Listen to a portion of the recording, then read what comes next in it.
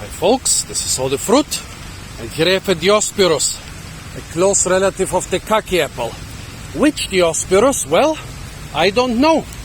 Despite being in a botanic garden, the label says Diospyros SP. It's a Diospyros species. Well, there are around, how many? A couple hundred of them.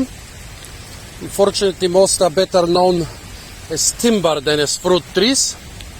And here in Kebun Raya Botanic Garden in Bogor, they are trying to collect all the fruit trees and the relatives of fruit trees and all the tree species native to Indonesia.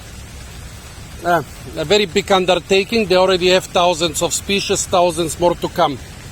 And so when they find a Diospyros and cannot identify it with any of the literature present, they usually still collect it and plant it in the garden under the name Diospyros SP.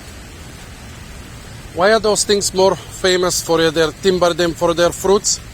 Well, they're in the Eboniaceae, in the ebony tree family.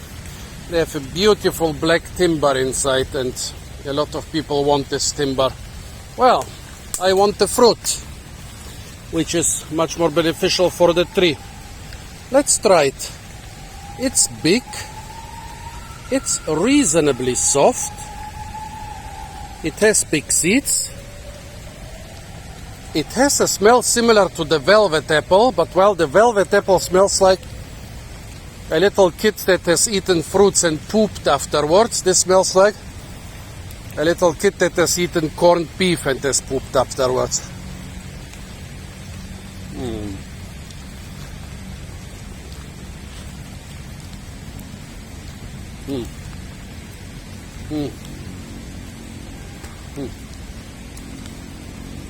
One of those many fruits where you can say not great, not terrible.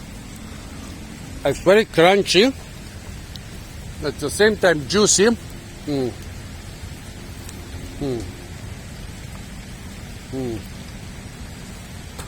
A lot more like the velvet apple than like the Kaki plum.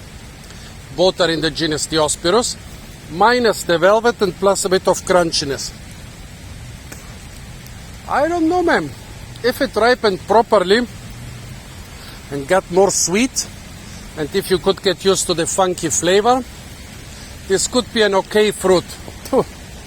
But we have the problem here that we are in the most fruit-rich area in the world. There are hundreds of superior fruit species, many hundreds of mediocre fruit species. So mediocre fruit species don't have it easy, because the local residents can choose among hundreds of superior fruit species. Nobody is paying attention to the mediocre ones. I would say this Diospyros is probably one of those mediocre fruits. They are being collected here because it's important to preserve biological diversity, and when people cut down most of the local jungle, preserving the stuff ex situ in a botanic garden is basically the last resort. But from the fruit I tasted now, I wouldn't say that I want to see this on the market. I want to try it again when it's properly ripened and not ripped off the tree, probably by a fruit bat. But for now, mediocre fruit. So folks, this was an unidentified Diospyros from where actually? Where was it collected?